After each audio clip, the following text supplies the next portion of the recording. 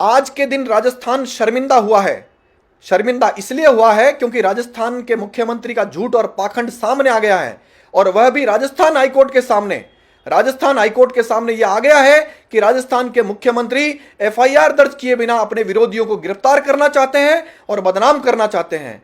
मुख्यमंत्री यानी किसी भी राज्य का मुख्यमंत्री होना एक सम्मान की बात है।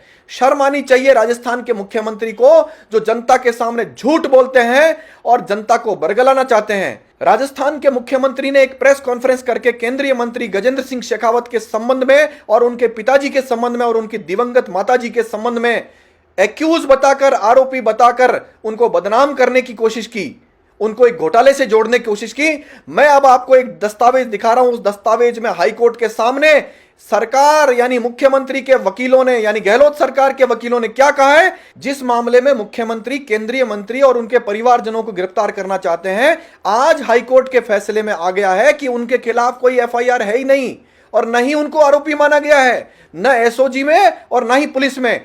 राजस्थान हाईकोर्ट के फैसले में स्पष्ट रूप से हाईकोर्ट जज के आदेशों में लिखा है, the state of Rajasthan submitted that presently the petitioner is not an accused in any of the FIRs registered by the SOG.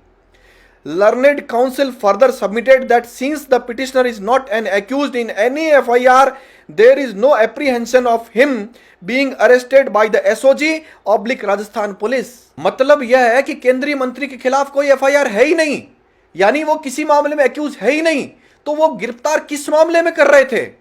कभी तो मुख्यमंत्री कहते हैं कि अगर वो निर्दोष है तो हाईकोर्ट क्यों नहीं जाते, अपनी गिरफ्तारी क्यों नहीं देते, और कभी वो कहते हैं कि हाईकोर्ट क्यों चले गए। संजीवनी मामले की जो बात कर रहे हैं, संजीवनी मामले से कई गुना बड़ा घोटाला आदर्श घोटाला है। 20 लाख लोग उससे पीड़ित हैं। 12,000 करोड़ का घोटाला हुआ, उसके पीड़ितों की सुनवाई अशोक गहलोत साहब नहीं कर रहे हैं। और कहीं ना कहीं संजीवनी के नाम पर, जिसमें जनता को पता चल चुका है कि गजेंद्र सिंह शेखावत का कोई लेना देना है ही नहीं, उस मामले को आगे बढ़ाकर असली जो खिलाड़ी हैं, असली जो आरोपी हैं, असली जो गबन करता, घोटाला करता है, उनको बचाने का काम चल रहा है। आप क्यों नहीं पकड़ते उन घोटालेबाजों को जो संजीवनी से बड़ी बड़ी कई सोसाइटियों ने जनता का खून चूस लिया है और मेहनत की कमाई को खा गए हैं, उनके खिलाफ कार्रवाई क्यों नहीं कर रहे हैं। आप अपनी राजनीतिक रंजिश को निकालने के लिए अपनी शक्ति का, सत्ता का, पुलिस का दुरुपयोग क्यों कर रहे हैं।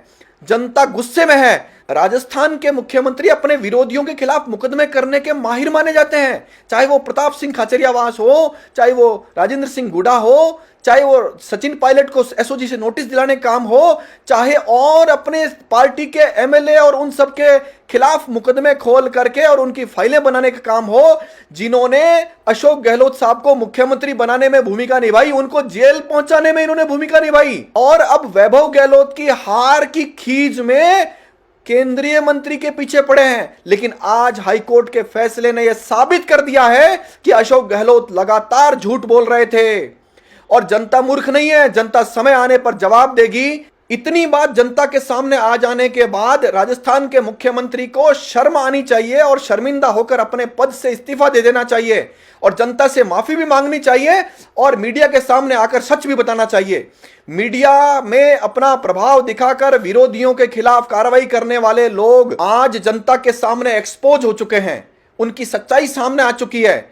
मीडिया में भी कई अच्छे लोग हैं, लेकिन उनकी सुनवाई कहीं नहीं हो रही है, उनकी खबरें कहीं नहीं छपती है। जो खबरें मुख्यमंत्री जी चाहते हैं वही खबरें छपने का चलन शुरू हो चुका है, जो बहुत ही खतरनाक है। सीबीआई और ईडी के दुरुपयोग की बात कहकर मुख्यमंत्री खुद को बचाना चाहते हैं, क्योंकि इनके संपर्कों वाले घोटालेबाजों पर लोगों की नजर नहीं जाए, इसलिए। और दूसरी बात, राजस्थान की पुलिस और राजस्थान की अन्य एजेंसियों का जो दुरुपयोग है वो जनता के सामने नहीं आ जाए, इसलिए मुख्यमंत्री की जादूगरी आज शर्मिंदगी का पर्याय बन चुकी है। क्योंकि गजेंद्र सिंह शेखावत का नाम लेकर अन्य घोटालेबाजों को बचाने का जो काम है वह आज कोर्ट के आदेश से सामने आ चुका है। अभी तो न्यायालय के कई सारे आदेश सामने आने हैं जिससे जनता को सच्चाई पता चलेगी।